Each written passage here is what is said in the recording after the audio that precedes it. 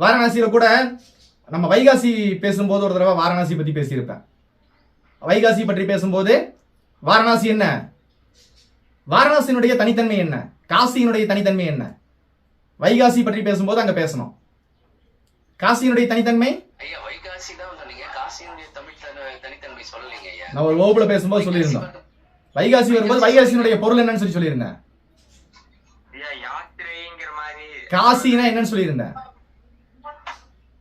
வைகாசி, காசினா காசினா ஒளி, காசினா ஒளி.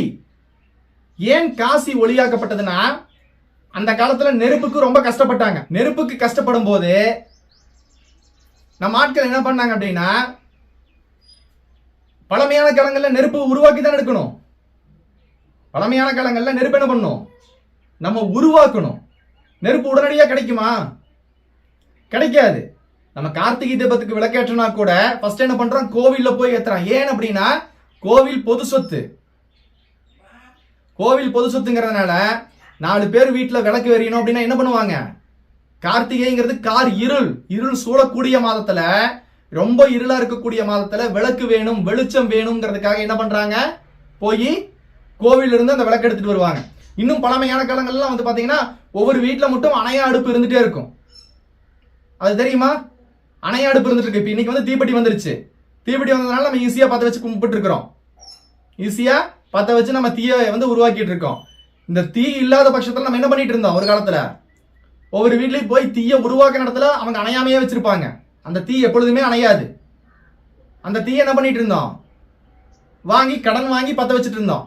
அதனுடைய விஷயம் தான் கோவில்ல வந்து பாத்தீங்க அப்படின்னா தீபம் ஏற்றுதல் முறை. கோவில தீபம் ஏற்றுனா, இன்னும் சொல்ல போறதுன்னா, இன்னும் கொஞ்சம் எளிமையா சொல்றதுன்னா, நம்ம திருவண்ணாமலையில தீபம் ஏற்றினதுக்கு அப்புறம் தான் வீட்டுல எல்லாம் தீபம் ஏற்றணும்னு சொல்லுவாங்கல்ல.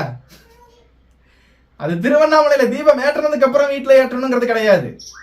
அது மிகப்பெரிய தீ. அங்கு தீ ஏற்றினதுக்கு அப்புறம் அந்த தீயை எடுத்துட்டு வந்து வீட்டுல ஏத்திக்கிங்கப்பான்னு சொல்லி சொல்றாங்க. சரியா?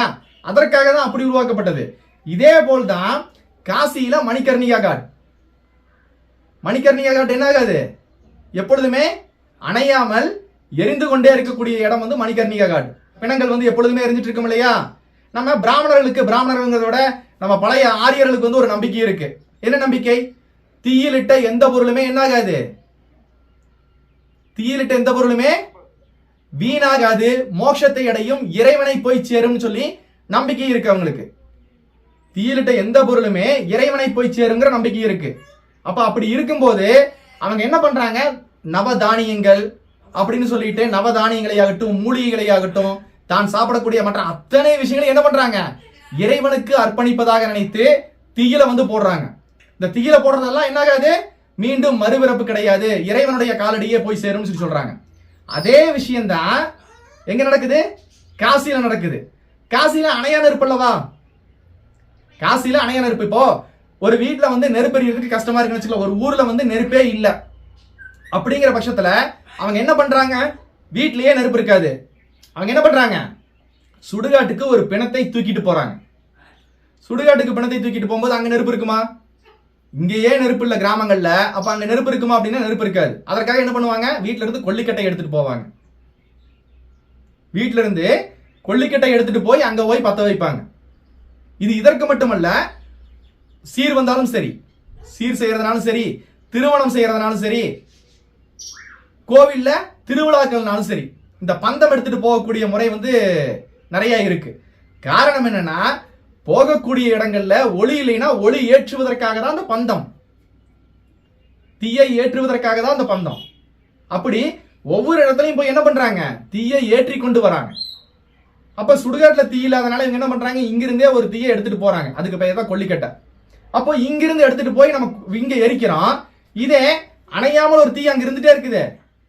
இங்க எரிக்க முடியாதவங்க என்ன பண்ணாங்க, இங்க எரிக்க முடியாதவங்க எல்லாம் காசிக்கு போனாங்க.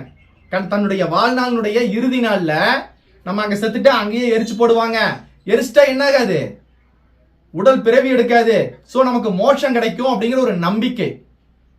ஏன்னா ஏற்கனவே சொன்னேன் இல்லையா, தீயில போட்ட பொருள் எல்லாம் இறைவனுடைய காலடியில போய் சேர்றதா நம்பிக்கை.